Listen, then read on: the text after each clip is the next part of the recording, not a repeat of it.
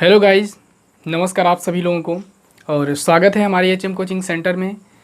आज हम लोग चर्चा करेंगे अक्षांश और देशांतर रेखाओं के बारे में। ज्योग्राफी की इस क्लास में हम लोग चर्चा करेंगे अक्षांश और देशांतर रेखाओं की। यहाँ से काफ़ी महत्वपूर्ण पॉइंट बनते हैं आपका, जो हर एक एग्जाम में पूछे जाते हैं। कोई भी परीक्षा हो, पुलिस की हो, लेखपाल की हो, लोअर पीसीएस की हो, पीसीएस की हो, कोई भी एग्जाम होता है, यह ज्योग्राफी की ऐसी टॉपिक है, यहाँ से ज़रूर पॉइंट बनता है आपका। ठीक है, आज हम लोग इसी टॉपिक की चर्चा करने वाले हैं और इतना बेहतरीन चर्चा करेंगे हम लोग कि इसके बाद आपको रटने की ज़रूरत नहीं पड़ेगी। ठीक है ना, बस आप लोग ये काम करिएगा कि नोट बना लीजिएगा और एक दो बार वीडियो को देखेंगे, आपको पूरी तरह से ये याद हो जाएगा। ठीक है ना, इसमें हम लोग चर्चा करेंगे कि क्यों अक्षांश रेखाओं की आखिर हमको ज़रूरत पड़ी। बने रहिएगा वीडियो के अंत तक, तभी आप समझ पाएंगे इसको। ये बड़ा इंटरेस्टिंग है, ठीक है ना, कि आखिर अक्षांश रेखाओं की हमको ज़रूरत क्यों पड़ गई। वैसे भी तो काम चल सकता है, लेकिन नहीं, इनकी ज़रूरत हमको पड़ी और आज भी इनकी ज़रूरत है। और इन पर बहुत सारे काम होते हैं जो आप समझ नहीं पाते हैं, तो आप लोग इस वीडियो में ज़रूर इसको समझ पाएंगे। ठीक है ना, तो चलिए हम लोग टॉपिक को शुरू करते हैं और मैं एक बार फिर से अपनी क्लास में आपका स्वागत करता हूं। टॉपिक को शुरू करते हैं, लेकिन हाँ, उससे पहले यदि आप चैनल पर नए हैं तो चैनल को सब्सक्राइब कर लें और बेल आइकन को दबा लें। ठीक है ना, जिससे अगली वीडियो आपको प्राप्त हो सके। और हाँ, शेयर ज़रूर कर दिया करें, जिससे और भी जो बच्चे तैयारी करने वाले हैं उनको ये वीडियो प्राप्त हो जाए। ठीक है, तो आइए देखते हैं। सबसे पहले हम जानेंगे कि अक्षांश रेखाएं होती क्या हैं और इनका निर्माण कैसे होता है, इसके बारे में हम लोग चर्चा करेंगे। ठीक है ना, देखिए, ये जो अक्षांश रेखाएं होती हैं ये काल्पनिक रेखाएं होती हैं। ऐसा नहीं कि वास्तविक रेखाएं नहीं होती हैं, जैसे पृथ्वी पर ये दिखती नहीं है, लेकिन इनको बनाया गया, ये ग्लोब पर है आपका, ये काल्पनिक रेखाएं होती हैं और ये पश्चिम से पूर्व दिशा में खींची गई हैं। किधर से किधर? पश्चिम से पूर्व दिशा में खींची गई हैं आपका।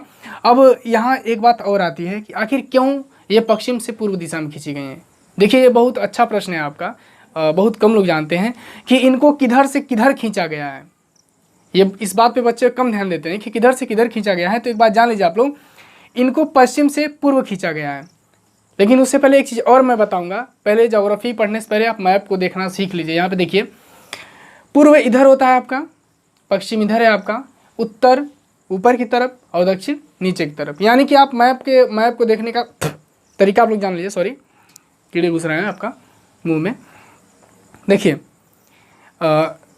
यहाँ पे देखेंगे आप, देखिए यहाँ पे आपके दाहिने हाथ के तरफ आपका पूर्व होता है और बाएं हाथ की तरफ पश्चिम होता है, और नीचे देखेंगे पैर की तरफ दक्षिण होता है आपका, और सिर की तरफ आपका उत्तर होता है। ये मैप देखने का तरीका है आपका। ठीक है ना, उसी के आधार पे आप यहाँ देखेंगे। देखिए, इधर आपका पूर्व हो जाएगा, इधर आपका पश्चिम है आपका, इधर आपका दक्षिण हो जाएगा और इधर आपका क्या है? उत्तर है। इस बात पे आप ध्यान देंगे। यानी कि जो अक्षांश रेखाएं हैं ये पश्चिम से पूर्व दिशा में खींची गई हैं। क्यों? क्योंकि हमारी पृथ्वी सूर्य का चक्कर पश्चिम से पूर्व दिशा में करती है और दिन की शुरुआत भी कहाँ से होती है? पूर्व से होती है। इसीलिए ये रेखाएं पश्चिम से पूर्व दिशा में खींची गई हैं आपका। ठीक है, अगली बात हम लोग जानेंगे। देखिए कि आखिर इनकी ज़रूरत हमको क्यों पड़ी। तो अक्षांश रेखाओं और देशांतर रेखाओं की ज़रूरत हमको इसलिए पड़ी कि किसी स्थान की हमको जानकारी मिल सके।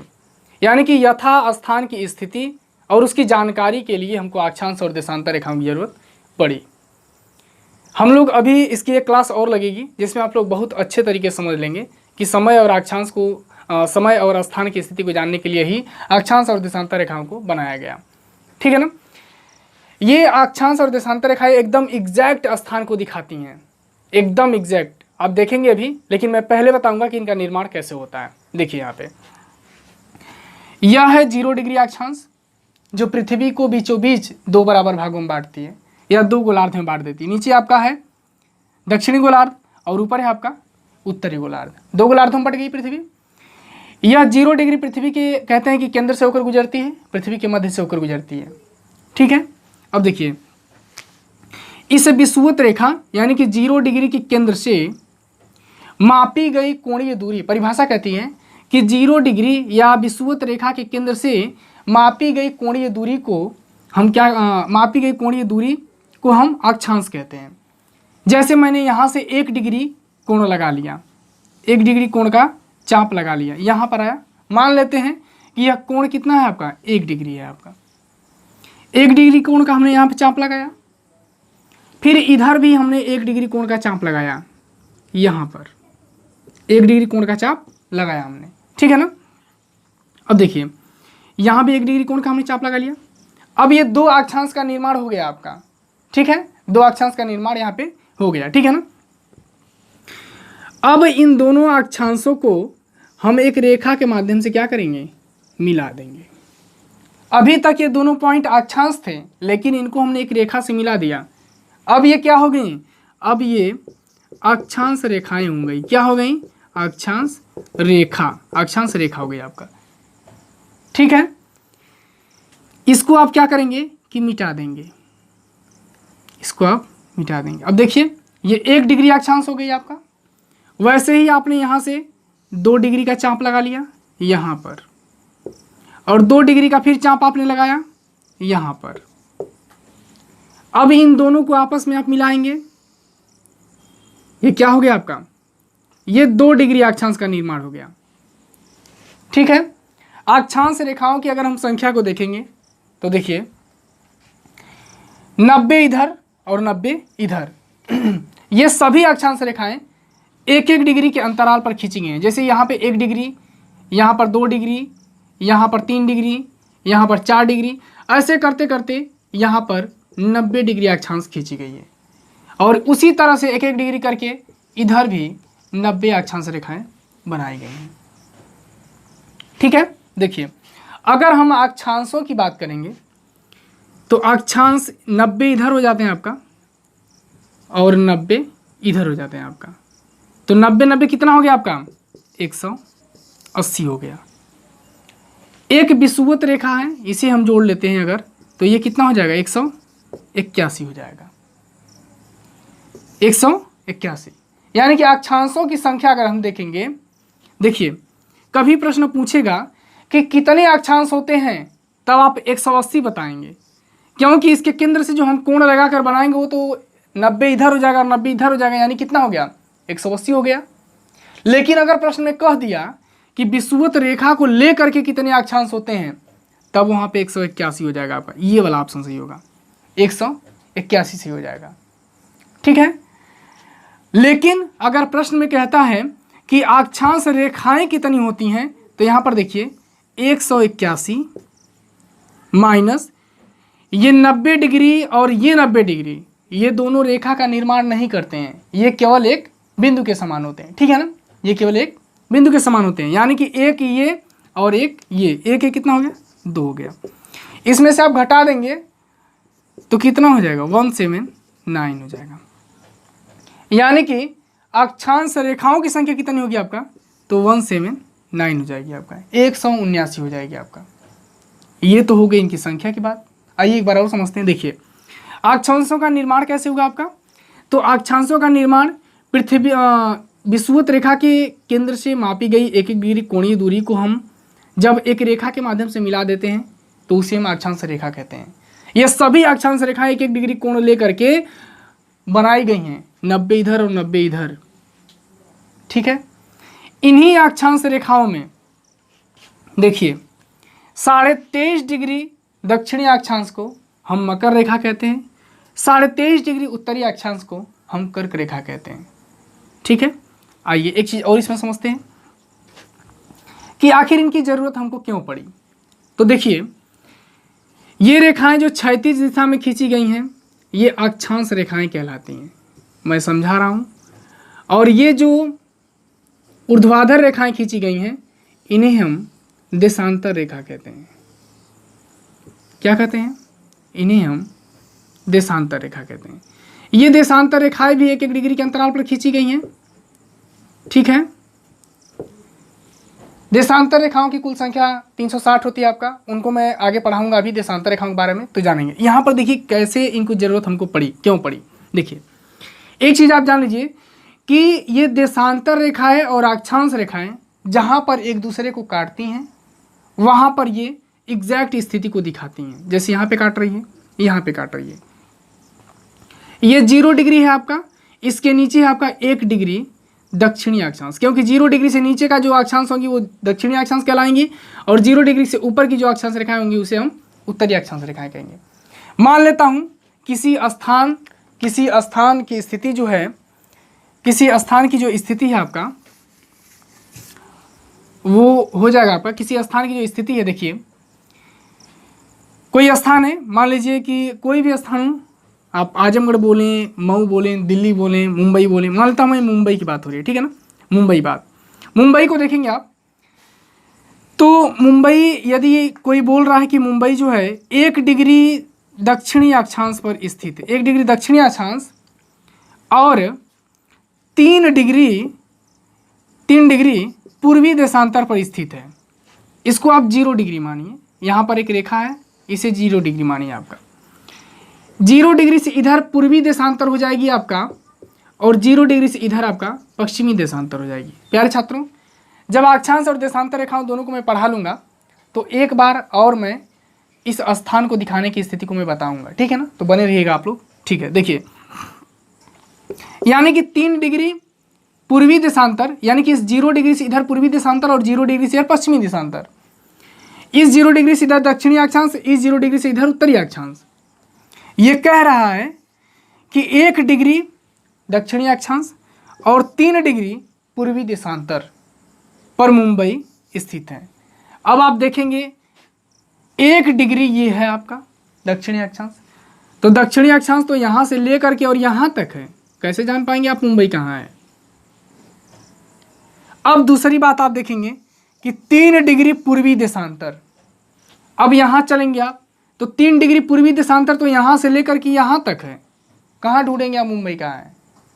इसके लिए क्या करना है, आप 3 डिग्री देशांतर पर चलते आएंगे, देखेंगे 1 डिग्री और 3 डिग्री, 1 डिग्री दक्षिणी अक्षांश और 3 डिग्री पूर्वी देशांतर एक दूसरे को कहाँ पे क्रॉस कर रही हैं, ये यहाँ पर एक दूसरे को क्रॉस कर रही हैं, यहाँ पर इस बिंदु पर, ठीक है। इस बिंदु पर जब ये एक दूसरे को क्रॉस कर रही हैं, यानी कि यहीं पर मुंबई स्थित है आपका। मुंबई कहाँ पर स्थित है, यहीं पर स्थित है।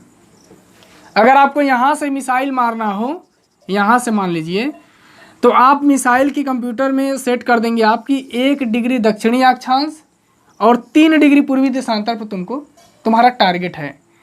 यहाँ से इसको लॉन्च करेंगे, सीधा जा कर के यहाँ पे मारेगी, क्योंकि यहीं पर ये दोनों एक दूसरे को क्रॉस कर रही हैं, यानी कि इसका टारगेट यही है।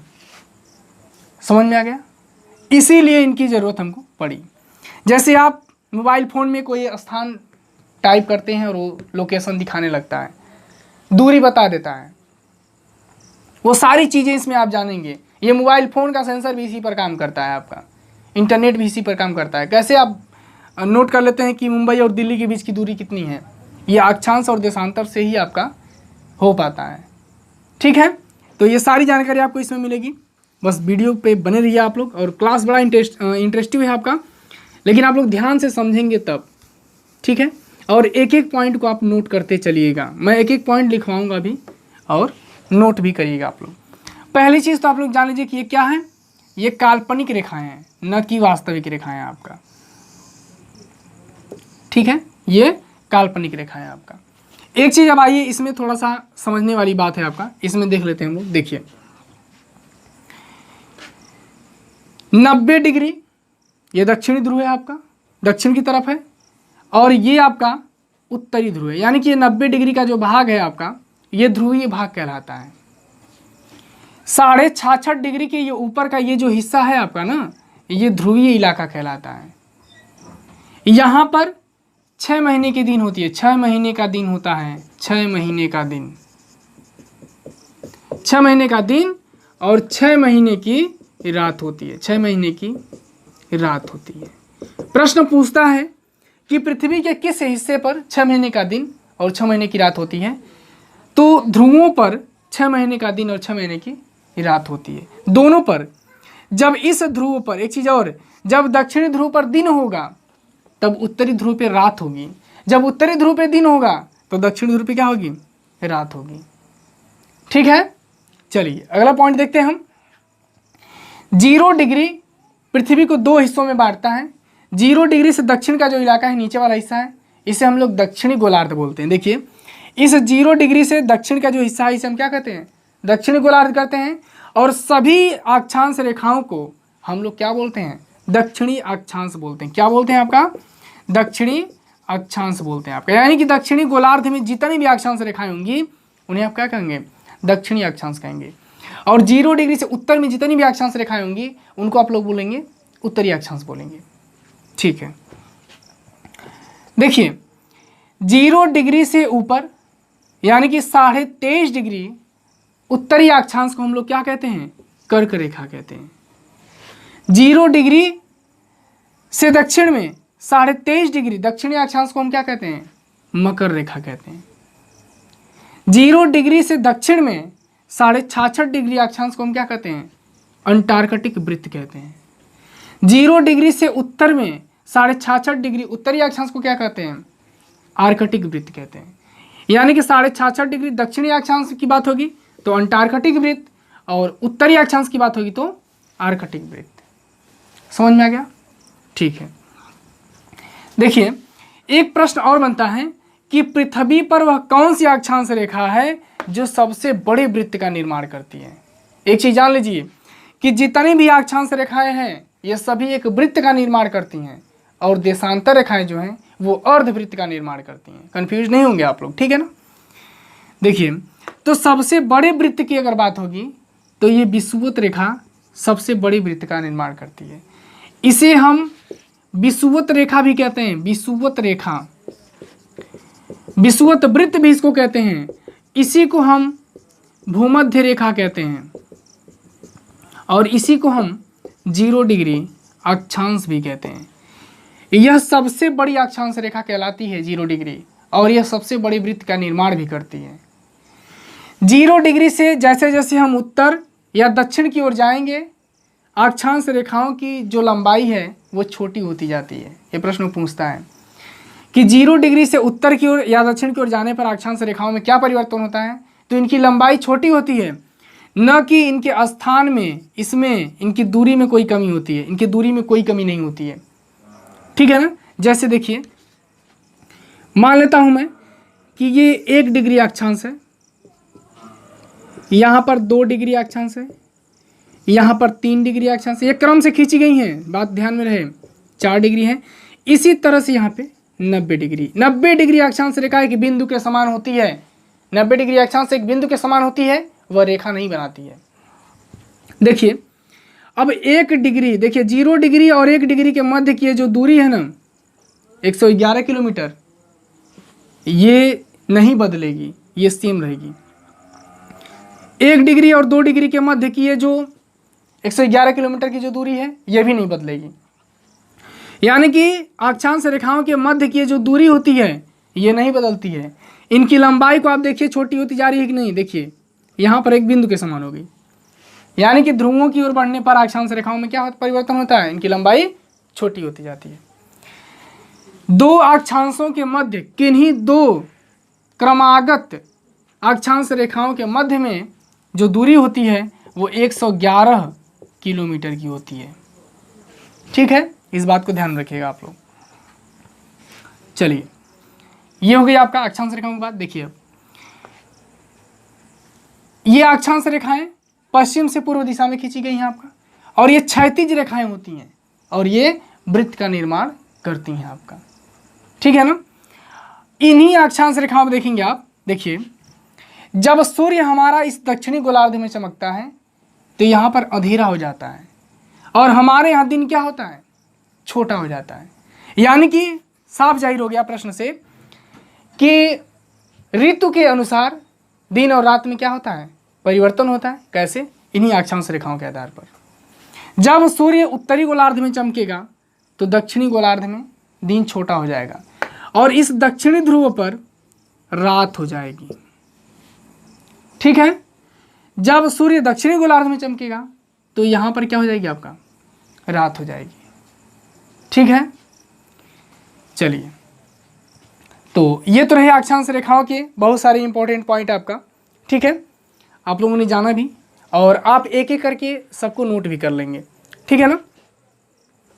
मैं इससे संबंधित जितने भी प्रश्न हैं मैं उसको भी करवाऊंगा आपका, और उसमें भी हम लोग सारी चर्चा करेंगे आप लोग, और जितने भी पॉइंट बनते हैं मैं सबको लिखवाऊंगा, जिससे यहाँ से जो भी क्वेश्चन में जो भी पेपर में पूछा जाता है वो सभी आप लोग नोट कर सकें।